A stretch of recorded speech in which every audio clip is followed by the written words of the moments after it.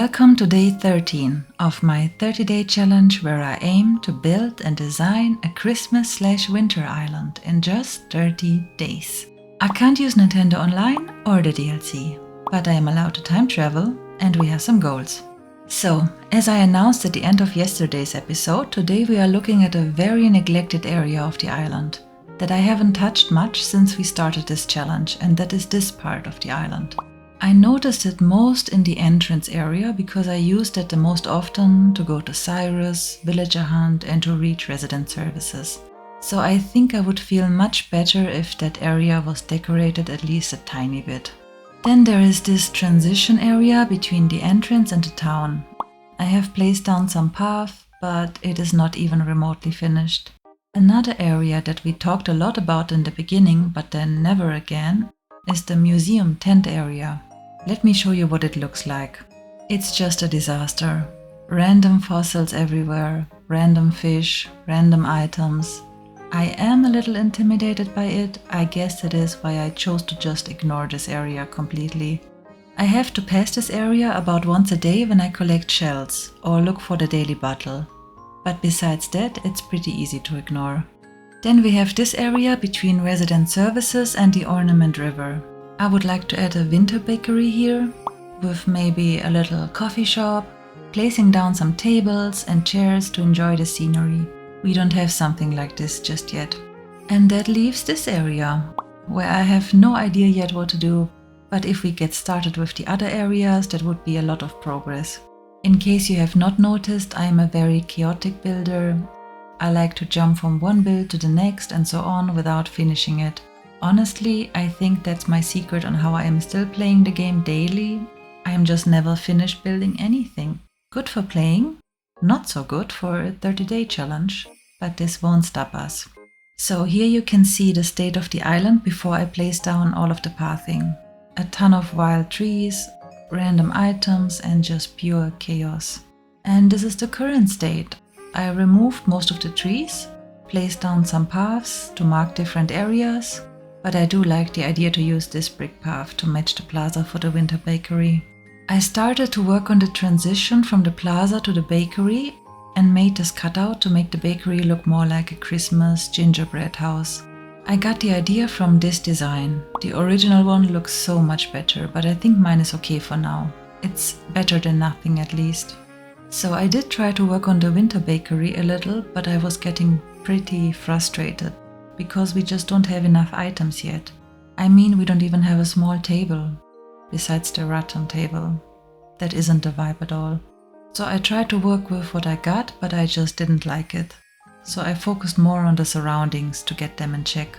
And after I just couldn't seem to figure it out, I decided the best thing to do was to just move on and tackle the biggest issue, and that was the museum. First, we have to get some control over the fossils. So I picked them up and tried to give them a logical order, put the right ones together, see what we have duplicates of and what pieces we still need. I also tried to get all of the little fossils together and get everything off of the beach so I could start decorating that.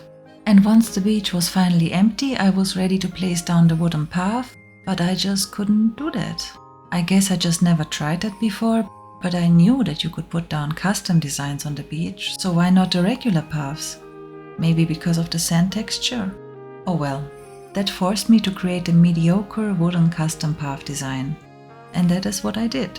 After yesterday, I needed a break from all of that custom designing, but I had no choice here. So then I was finally able to place down the custom path, and both thought this was the perfect opportunity to start thinking heavily on the beach. At first I just ignored it, but it got kind of annoying to always see this thought bubble. So I decided to talk to him just to make him stop thinking. But as soon as I started to talk to him, he acted like nothing was wrong.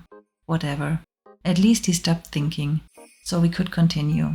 Then Alice decided to do her beach yoga right here, but that didn't bother me all that much. So I just continued to lay down the path, and then all of a sudden Alice started thinking. I don't know what was going on, but I just ignored it and finished the path. Then it was time to place down the rope fence.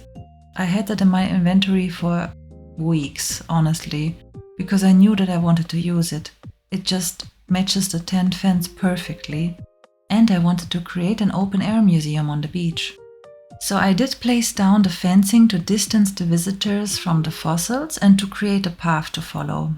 And that moment when I placed down the fence near the tent and it just perfectly aligned with the tent fence, wow, that made me so happy. After placing down all of the fence, I had started to move around some fossils to see what fits where. I did not want to use any of the giant fossils, I like the smaller ones more.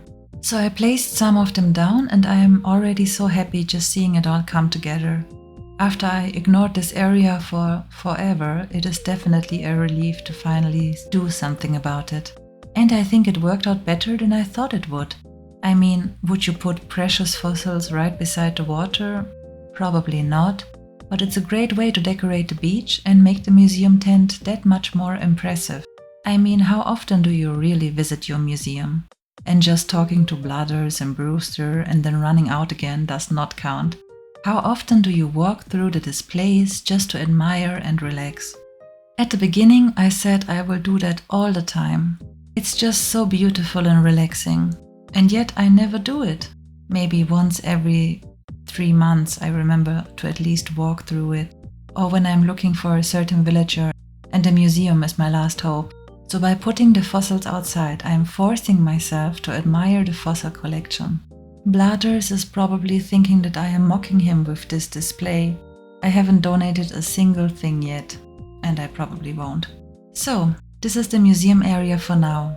I still have to add some more fossils, I want to add some fish and sea creatures as well, but I need to make some more fencing. Anyhow, I am happy with today's progress. I am finally excited about this area again and don't look at it with dread and guilt. For the rest of the day I will assess fossils to hopefully find the missing pieces and I will scout Nook's Cranny for new items for the bakery. So tomorrow we should have more to work with. This summarized day 13 of North Pole. If you would like to follow my journey, feel free to subscribe and come back tomorrow for the next day. I appreciate you for being here. Let me know what you think of the museum so far.